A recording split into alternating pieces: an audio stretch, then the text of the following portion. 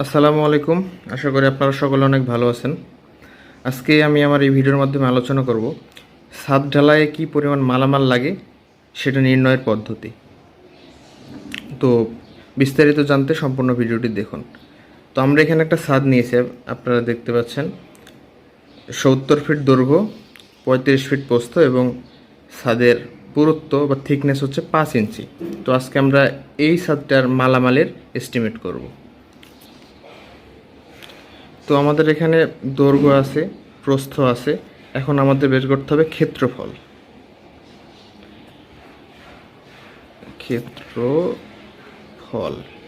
তো ক্ষেত্রফল সমান সমান 70 ইন্টু 35 সমান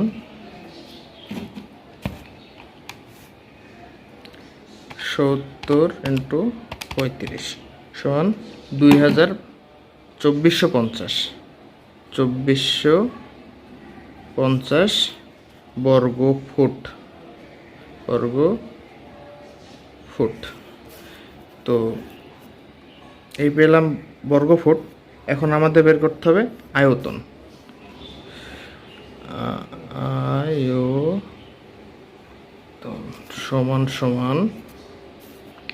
আয়তন সমান এই যে বর্গ ফুট 2450 এবং ছাদের থিকনেস 5 ইঞ্চি, এই যে 5 ইঞ্চি, এটার সাথে এটা গুণ করলে পাওয়া যাবে আয়তন।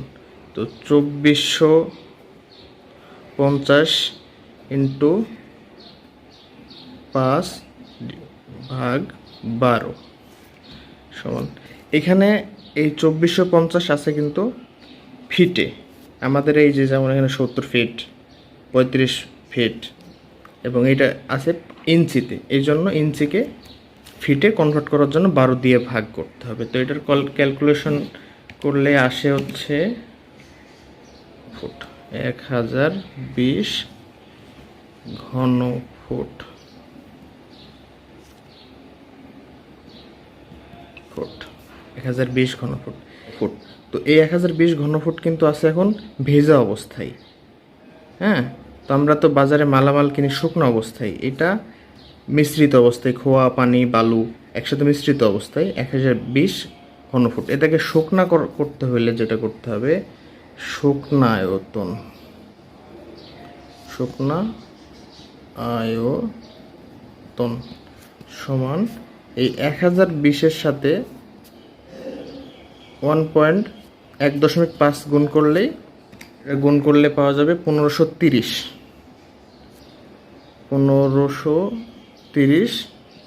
ঘন ফুট। তো আমরা আমাদের ঢালাই পেলাম 1530 ঘন ফুট। আচ্ছা, ছাদ ঢালাইয়ের ক্ষেত্রে আমরা জানি 1:2:4 রেশিওতে ঢালাই করা হয়ে থাকে। তা সিমেন্ট, 2 বস্তা বালু এবং 4 বস্তা খোয়া, এই হিসাবে ঢালাই করা হয়ে থাকে।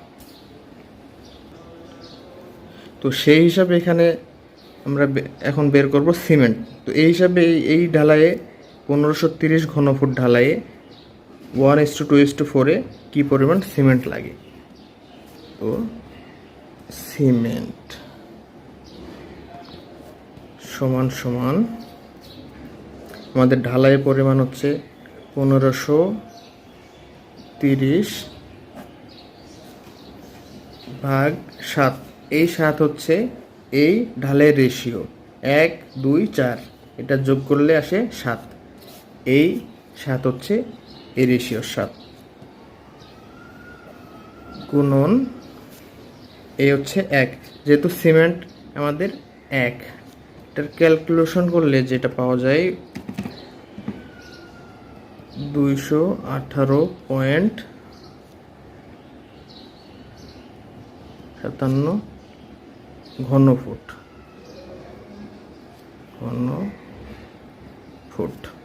বা সেফটি। তো যেহেতু আমরা সিমেন্ট বাজারে ঘনফুট হিসাবে কিনি না, আমরা বস্তা হিসাবে কিনি, তো আমরা জানি 1 বস্তা সিমেন্ট সমান 1.25 ঘনফুট। তো আমি যদি এটাকে 1.25 দিয়ে ভাগ করে দিই তাহলে কিন্তু বস্তা পাওয়া যাবে। তো ভাগ 1.25, 174.85 বরাবর 175 বস্তা। তো আমাদের এখানে সিমেন্টের প্রয়োজন হবে 175 বস্তা। তো এখন হিসাব করব বালুর। তো আমাদের ঢালের পরিমাণ হচ্ছে 1530 ভাগ এই রেশিওর 7 ইন্টু আমাদের এখানে বালু কত 2, তো 2 এটার ক্যালকুলেশন করলে আসে 437 ঘন ফুট। বাজারে কিন্তু ঘনফুট হিসাবেই বালু কিনতে পাওয়া যায়। এখন আছে খোয়া সমান 1530 ইন্টু 7 ইন্টু 4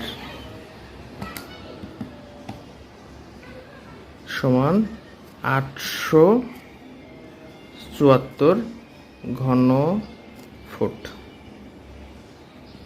খোয়া প্রয়োজন হবে এই ঢালাইয়ের জন্য। তো এখন আমাদের বাকি আছে রডের হিসাব। তো আসলে রডের হিসাব এইভাবে বের করা যায় না, রডের হিসাব বের করার জন্য প্রয়োজন হয় ডিজাইনের। তো আসলে রডের ডিজাইন অনুযায়ী রডের প্লেসমেন্ট দেখার প্রয়োজন হয়, কোথায় কত মিলি রড কতটুকু অ্যাঙ্গেলে ইউজ করা হয়েছে এটা জানার প্রয়োজন হয়।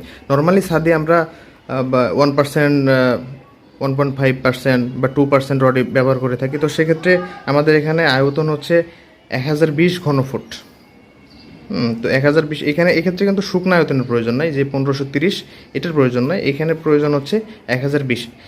1020-এর সাথে 2% করলে হয় 20.4 ঘনফুট।